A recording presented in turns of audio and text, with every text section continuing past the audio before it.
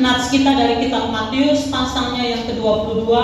Saya akan bacakan ayat 34 sampai 40 ya.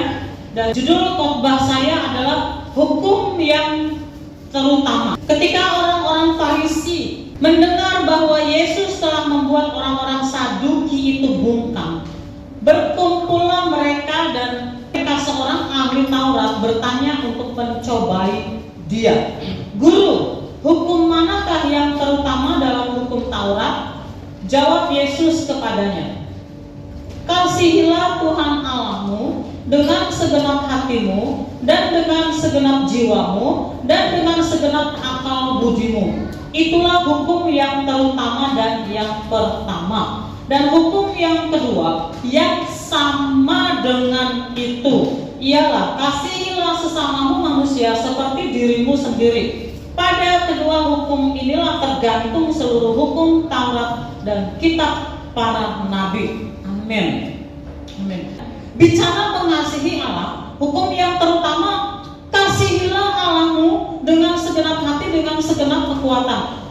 Tetapi karena dikatakan hukum yang sama dengan itu adalah kasihilah sesamamu manusia. Nah, bicara mengasihi Allah, ada banyak aspek, ada banyak wujud kita, cara kita untuk menunjukkan bahwa kita mengasihi Allah. Ada banyak cara, ada banyak aspek. Tetapi yang saya soroti di sini adalah yang berhubungan dengan hukum yang kedua, yaitu kasihilah sesamamu manusia. Untuk itu saya bacakan di dalam 1 Yohanes 4 ayat 20. Jikalau seorang berkata, aku mengasihi Allah, dan ia membenci saudaranya, maka ia adalah pendusta. Karena barang siapa tidak mengasihi saudaranya yang dilihatnya, tidak mungkin mengasihi Allah yang tidak dilihatnya. Ini suatu kalimatnya, ayat nats yang sangat keras dan sangat dalam. Orang yang mengatakan aku mengasihi Allah tetapi dia membenci saudaranya, tidak mengampuni saudaranya, tidak memaafkan, dikatakan dia adalah pendusta. Berapa banyak kita yang ternyata adalah pendusta? Bapak Ibu Saudara, yang namanya dikecewakan, disakiti, dibuat marah, dibuat kepahitan. Semua orang pasti pernah mengalami, pasti dalam level yang sederhana sampai dalam level yang sangat-sangat berat, disakiti oleh sesama manusia. Tetapi tetap saja Allah mengatakan bahwa kita harus mengampuni. 1 Korintus 13 ayat 4 dan seterusnya. Kasih itu tidak menyimpan kesalahan orang. Jadi kalau kita tidak mengampuni, artinya kita menyimpan kesalahan orang. Jadi kita melanggar hukum yang kedua dan kita melanggar hukum yang pertama. Mengasihi Allah dan yang selevel adalah mengasihi manusia. Karena ini dikatakan ya, hukum Allah yang terutama. Maka sebetulnya inilah yang menjadi tugas kita di dalam sepanjang kehidupan kita, membersihkan diri kita, hati kita dari kemarahan dan kekecewaan, dari menyimpan kesalahan orang.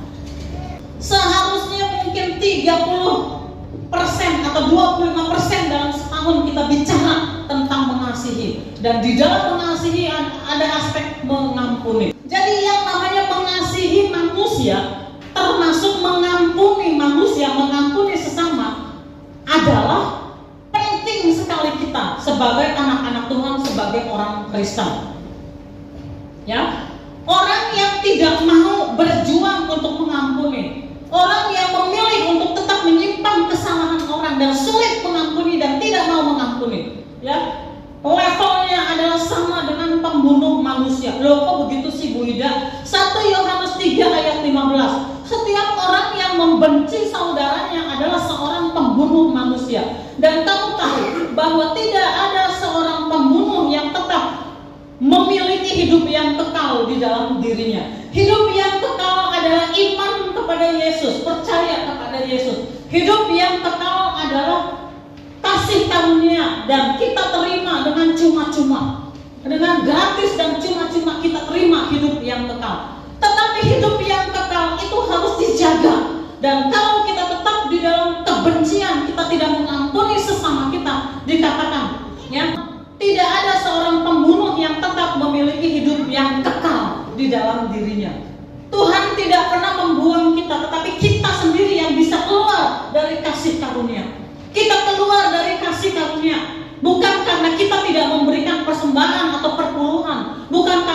tidak bernyanyi, bukan karena kita tidak berpuasa, ya, tidak berdoa semalam suntuk, bukan, tetapi karena kita tidak mengampuni, karena kita memilih untuk menyimpan kekecewaan, melepaskan pengampunan, membuang kekecewaan. Ini adalah bagian yang sangat penting dari kekristenan kita. Banyak orang Kristen sibuk berdebat teologi, berdebat doktrin, berdebat dogma, ribut berdebat tata cara ibadah, berdebat soal liturgi, berdebat soal persembahan, berdebat soal perpuluhan, berdebat soal penumpangan tangan, berdebat soal baptisan, semua diperdebatkan.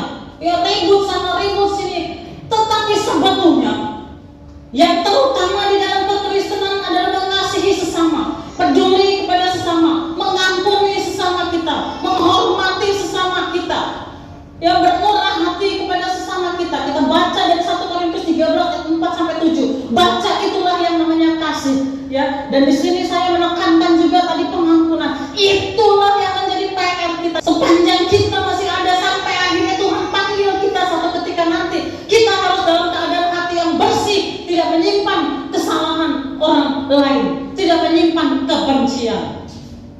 Bapak Ibu, jadi inti dari pengajaran Tuhan Yesus yang bukan soal tata cara ibadah, yang gak masalah orang berbeda tata cara ibadah, gak masalah orang berbeda, ya, akan tidak lepas daripada Alkitab kita ini. Tetapi masalah mengasihi, masalah mengampuni, masalah tidak menyimpan kesalahan orang lain, itu PR kita. Kenapa? Senantiasa kita bergumul dengan hal tersebut dan kita harus menang dari hari ke hari. Ya, semakin kita lama mengikuti Tuhan, semakin mudah mengampuni. Seharusnya kita semakin mudah mengampuni. Kenapa saya katakan begitu? Karena yang namanya pengalaman disakitin itu ada lagi.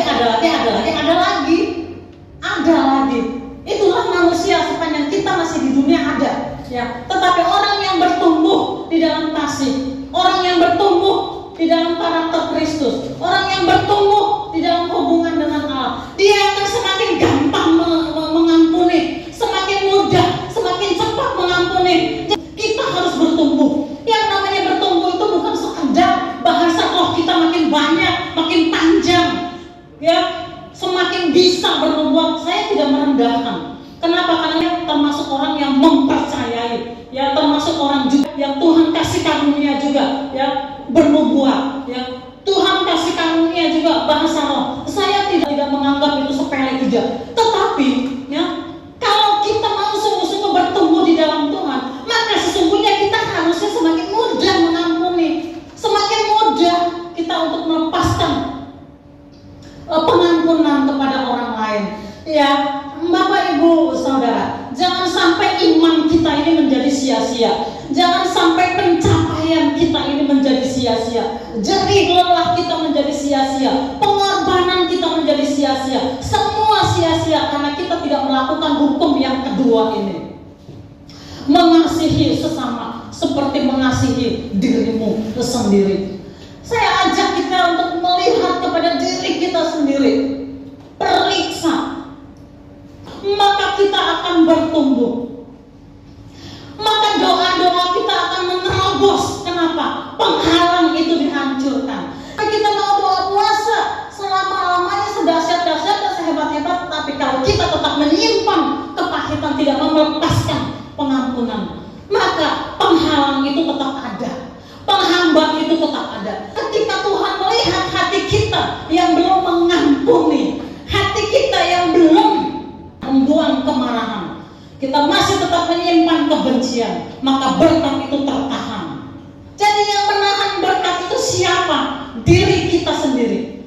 Jadi mengampuni, melepaskan pengampunan, membersihkan hati kita, mengasihi bukan hanya saudara-saudara orang-orang yang baik, tetapi musuh kita. Pengampunan itu akan menyembuhkan kita. Ya, dunia kedokteran, dunia pengetahuan mengatakan ada penyakit-penyakit tertentu dan banyak penyakit yang sebetulnya diakibatkan karena kepahitan, karena sakit hati, karena kebencian, kepahitan yang terpendam.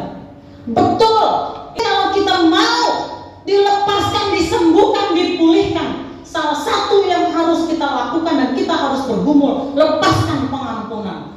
Lepaskan pengampunan. Hukum yang pertama yang terutama, kasihilah Tuhan Allahmu dengan segenap hati, dengan segenap kekuatan.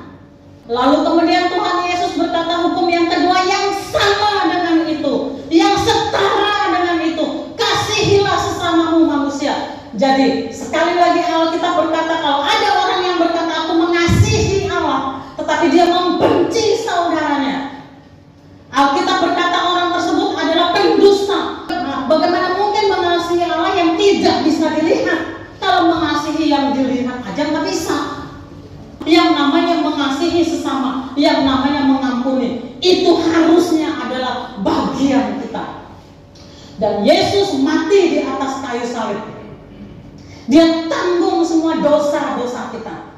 Dosa kita dari A sampai Z, dosa kita dari kecil, dari remaja sampai kita dewasa, sampai kita tua. Dosa itu dihitung. Dosa itu seperti hutang.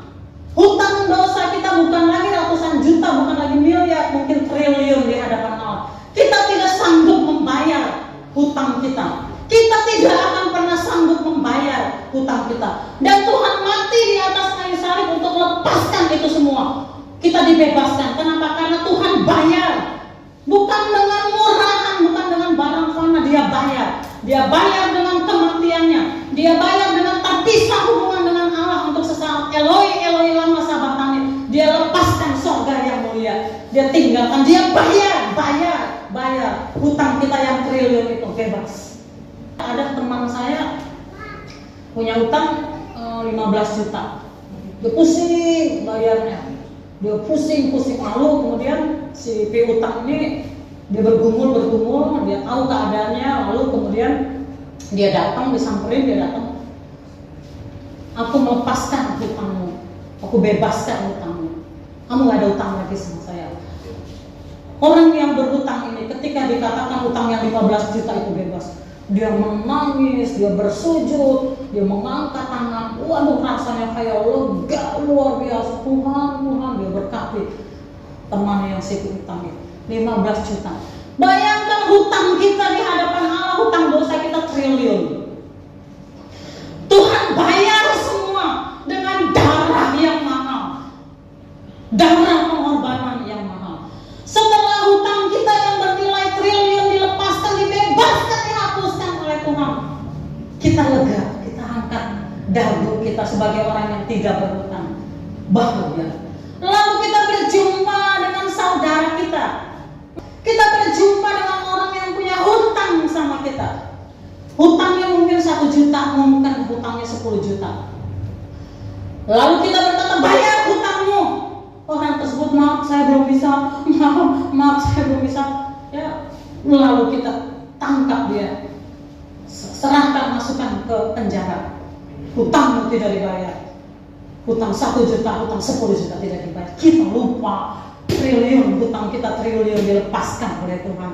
Dan Tuhan membayar bukan dengan emas, bukan dengan perak. Tuhan membayar dengan darahnya. Dan kita hitung-hitungan dengan kesalahan orang lain. Dan kadang saya harus menangis karena ada orang yang tidak bisa mengampuni temannya. Dia marah, dia simpan kepahitan kepada temannya. Saya nggak habis pikir. Ada orang yang tidak mengampuni orang tuanya, dikatakan sampai kapanpun aku tidak mengampuni orang tuaku karena masa laluku begini.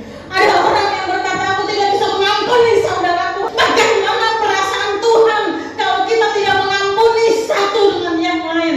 Saudara bayangkan bagaimana perasaan Tuhan kalau bersaudara suami istri tidak mengampuni satu dengan yang lain. Orang tua, anak, adik, kakak. Bagaimana kalau sesama teman, sesama saudara?